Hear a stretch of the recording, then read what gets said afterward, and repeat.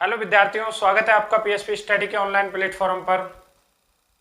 Delhi police के लिए special mathematics हम पढ़ रहे थे। हालांकि ये दिल्ली पुलिस के अलावा आप एसएससी, बैंक, ईटीसी जितनी तैयारियां जिनमें मैथमेटिक्स का सिलेबस है, मैथमेटिक्स आती है, जिनमें नंबर सिस्टम आता है, उन सब के लिए ये वीडियो महत्वपूर्ण है। तो विद्यार्थियों, शायद ही ऐसी कोई वैकेंसी होगी, जैसी कोई तैयारी होगी, ऐसी कोई एग्जाम होगी जिसमें मैथ ना आती हो। सबके लिए बेनिफिट देने वाली है दोस्तों। तैयार रहें, वीडियो में लास्ट तक बने रहिए दोस्तों। आज हम बहुत अच्छा कंसेप्ट सीखने वाले हैं दोस्तों। आज हम पढ़ने वाले हैं संख्याओं के प्रकार। संख्याओं के प्रकार, जितनी भी प्रकार की हम संख्याएं होती हैं उन सब के बारे में दोस्तों चर्चा करने वाले हैं। बहुत सारी संख्याएं पढ़ेंगे दोस्तों, बने रहिए वीडियो के साथ। देखो, पहला नंबर। सबसे पहले मैं आपको बात बताऊं दोस्तों, अंक। अंक आपके क्या होते हैं दोस्तों? अंक आपके ये होते हैं, हमने डेसिमल नंबर पिछली वीडियो में भी हमने देखा कि डेसिमल नंबर जो होते हैं वो ये होते हैं आपके 0, 1, 2, 3, 4, 5, 6, 7, 8, 9। ये आपके कहलाते हैं अंक। और इनकी संख्या कितनी है दोस्तों? 10। इनकी संख्या कितनी है? 10। आगे बढ़ते हैं दोस्तों, प्राकृत संख्याएं। सबसे पहले जो संख्या हमारी प्रकृति में आई वो प्राकृत संख्याएं थी, इसीलिए इनका नाम भी प्राकृत संख्या पड़ गया। अंग्रेजी में बोलूं तो मैं इनको बोलते हैं नेचुरल नंबर। और नेचुरल नंबर के कारण ही प्राकृत संख्याओं को व्यक्त किया जाता है एन से दोस्तों। प्राकृत संख्याएं कौन सी होती हैं? वे संख्याएं जो 1 से लेकर अनंत तक होती हैं, 1 से लेकर प्रारंभ होती हैं। वे संख्याएं जो गिनने के काम में आती हैं, क्या कहलाती हैं दोस्तों? प्राकृत संख्याएं कहलाती हैं। तो प्राकृत संख्याओं की आप 2-3 तरह से परिभाषा दे सकते हो। आप नॉर्मली ध्यान रखो कि 1 से अनंत तक की संख्या आपकी किस में शामिल होगी? प्राकृत संख्याओं में शामिल होगी। व्यक्त किससे करेंगे बताओ? एन से व्यक्त करेंगे। सभी धनात्मक संख्याएं होती है। आप इनको ये भी बोल सकते हो सभी पॉजिटिव नंबर होते हैं, और जीरो इनमें शामिल नहीं होती है। अगर आप जीरो को शामिल कर लो दोस्तों तो क्या बन जाती है? पूर्ण संख्या बन जाती हैं। क्या बन जाती है? पूर्ण संख्या। और जिनको व्यक्त किससे करते हैं? डब्ल्यू से व्यक्त किया जाता है। केवल और केवल एक का अंतर है बस। यदि प्राकृत संख्याओं में जीरो ऐड कर ली जाए तो कौन सी संख्या बन जाती है दोस्तों? पूर्ण संख्या बन जाती है। तो विद्यार्थियों आगे देखिए, अगला जो नंबर आता है वो आता है पूर्णांक, इंटीजर। पूर्णांक संख्याएं क्या होती हैं?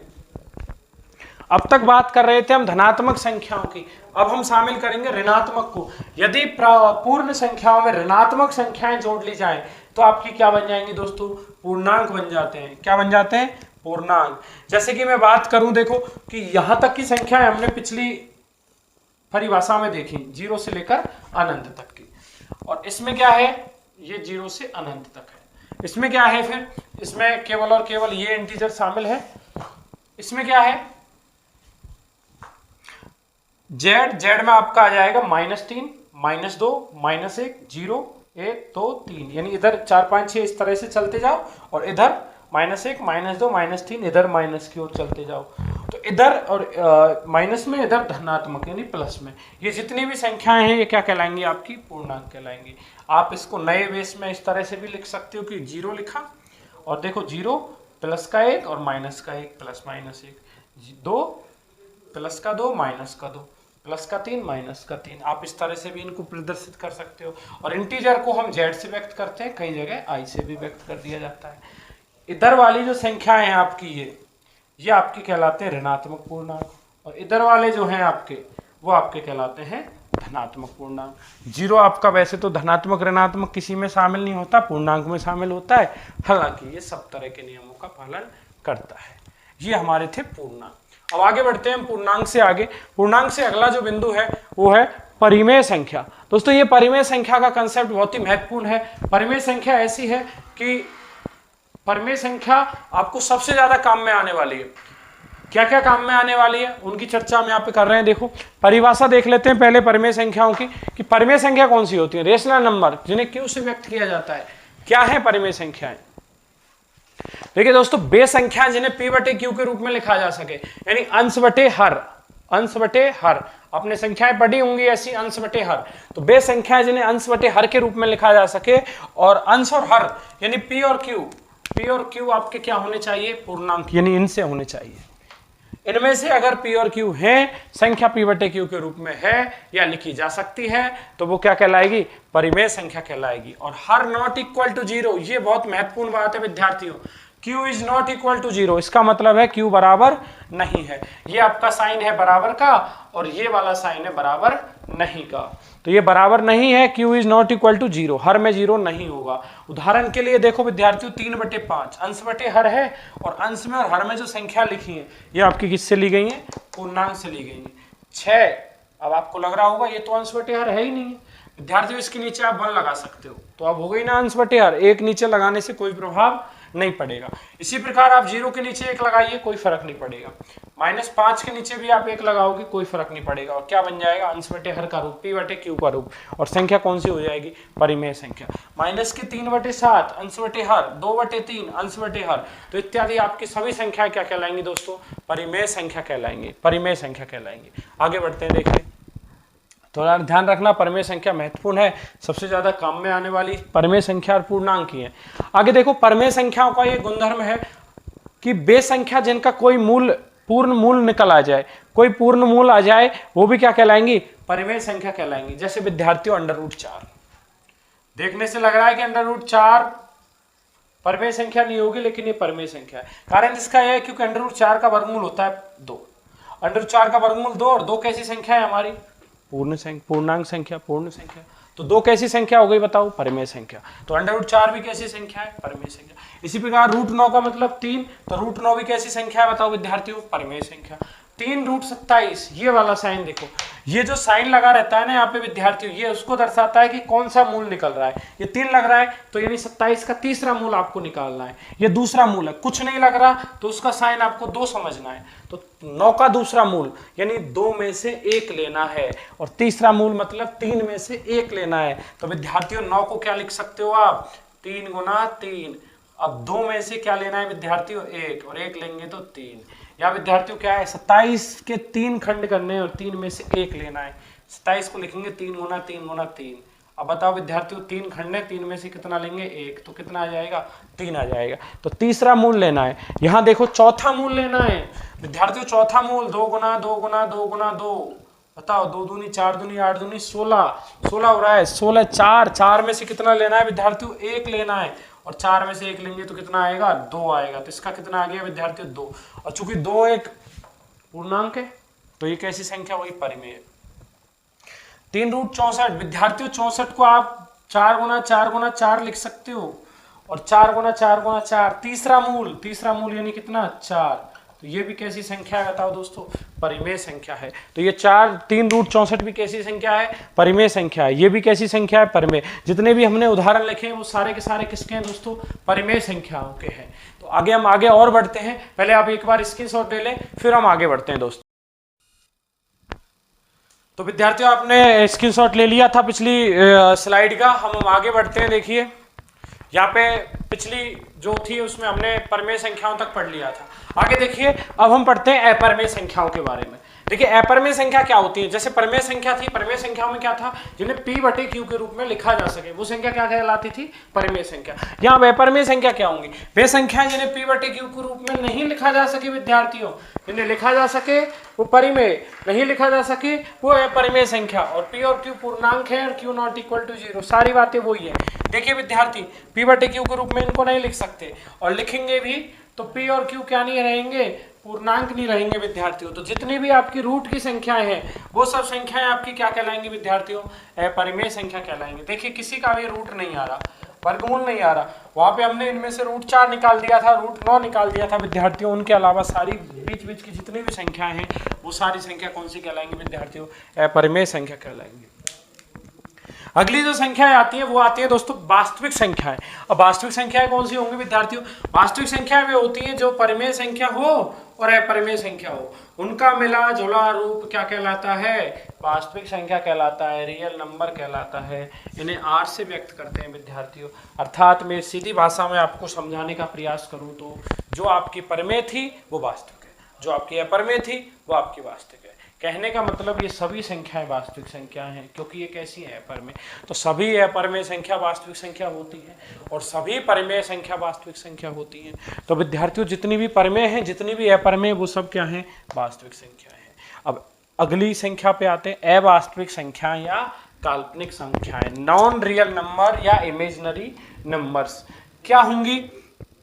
वे संख्याएं जो वास्तविक नहीं है, जो वास्तविक नहीं है विद्यार्थियों, जो वास्तविक नहीं है यानी परिमेय और अपरिमेय नहीं है, उनके अलावा अगर कोई संख्या है तो वो आपकी क्या कहलाएगी, अवास्तविक संख्या, अवास्तविक यानी जो वास्तविक नहीं है, या काल्पनिक कहलाएगी, जिसकी केवल हम कल्पना कर सकते हैं, वास्तविक रूप में वो संख्याएं होती ही नहीं है।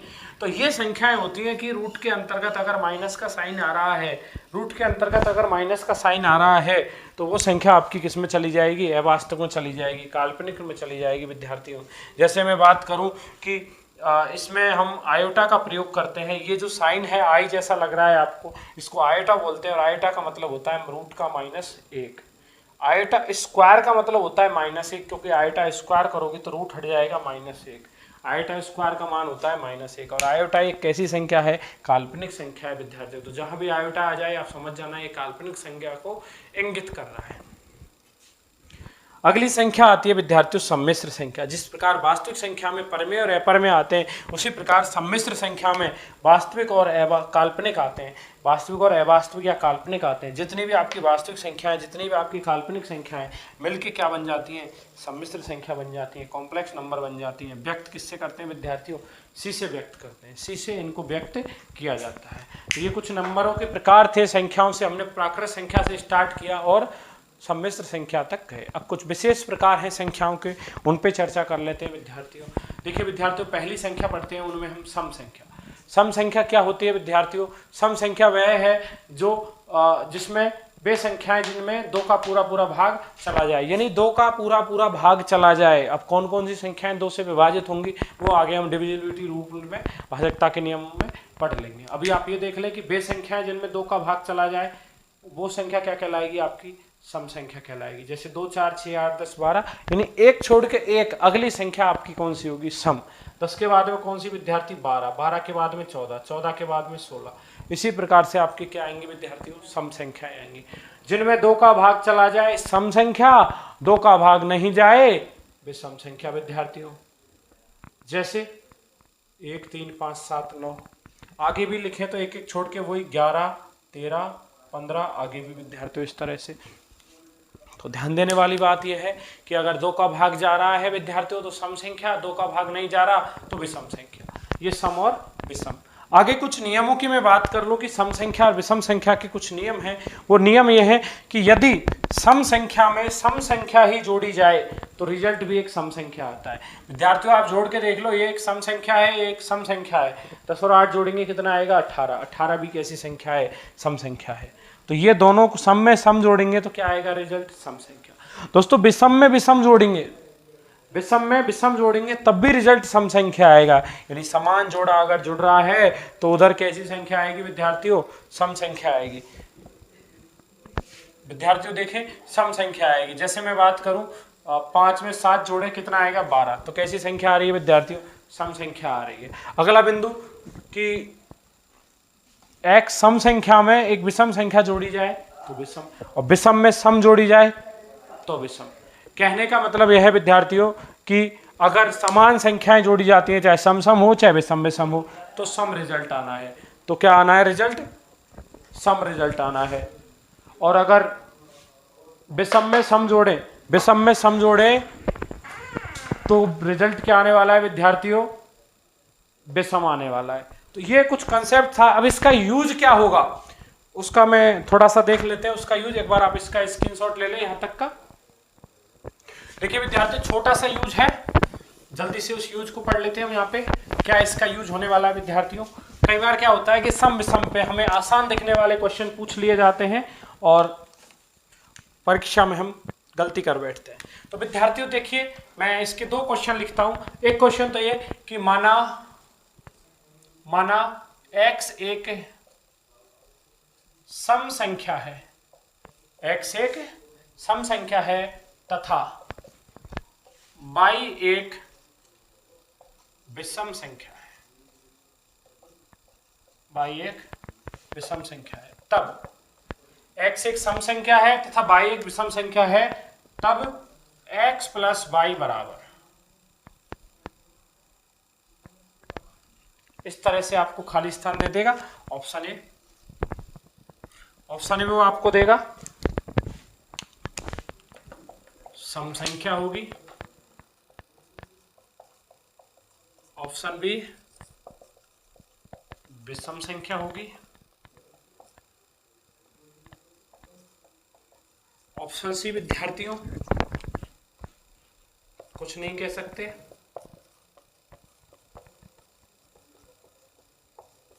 ऑप्शन डी विद्यार्थियों, नन ऑफ दीज, कोई ऑप्शन नहीं।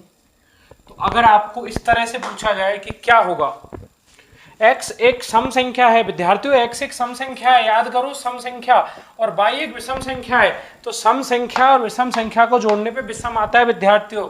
तो ऑप्शन नंबर बी आपका करेक्ट आंसर हो जाएगा विद्यार्थियों। तो ये आपका क्वेश्चन, इस तरह से आपका क्वेश्चन पूछा जा सकता है। मैं एक क्वेश्चन की चर्चा और करता हूं। यदि x सम है, सम संख्या है, तथा y भी एक सम संख्या है, तब x प्लस वाई बराबर होगा। तो आपको पूछा है x प्लस वाई बराबर क्या होगा, x प्लस वाई होगा ऑप्शन ए विषम, ऑप्शन बी सम,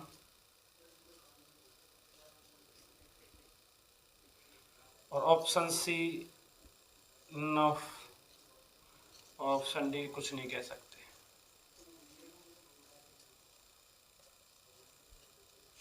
ये आंकड़े अपर्याप्त, ये भी ऑप्शन आ सकता है इस तरह से, आंकड़े अपर्याप्त। तो विद्यार्थियों आप क्या करोगे इसमें, आप देखो कि x भी सम संख्या है, y भी सम संख्या है, और दो सम संख्याओं का योग क्या होता है विद्यार्थियों, सम होता है। तो उत्तर क्या हो जाएगा विद्यार्थियों, सम संख्या हो जाएगा। तो ये था हमारा आज का कंसेप्ट विद्यार्थियों। हमने सम विषम के बारे में पढ़ा, हमने अपरिमेय संख्या के बारे में पढ़ा, हमने परिमेय संख्या के बारे में पढ़ा, हमने प्राकृत संख्या के बारे में पढ़ा, वास्तविक संख्या के बारे में पढ़ा, जितनी भी संख्याएं थी उन सब के बारे में हमने यहाँ पे पढ़ा विद्यार्थियों। तो विद्यार्थियों उम्मीद करता हूँ आज का सेशन आपको पसंद आया होगा। फिर भी कोई डाउट अगर रहता है तो कमेंट बॉक्स में आप कमेंट करके उस शंका का समाधान कर सकते हो विद्यार्थियों। अगली क्लास में फिर से हम मिलेंगे विद्यार्थियों, आपके साथ जुड़े रहिए पीएसपी स्टडी के ऑनलाइन प्लेटफॉर्म के साथ विद्यार्थियों। जय हिंद, जय भारत।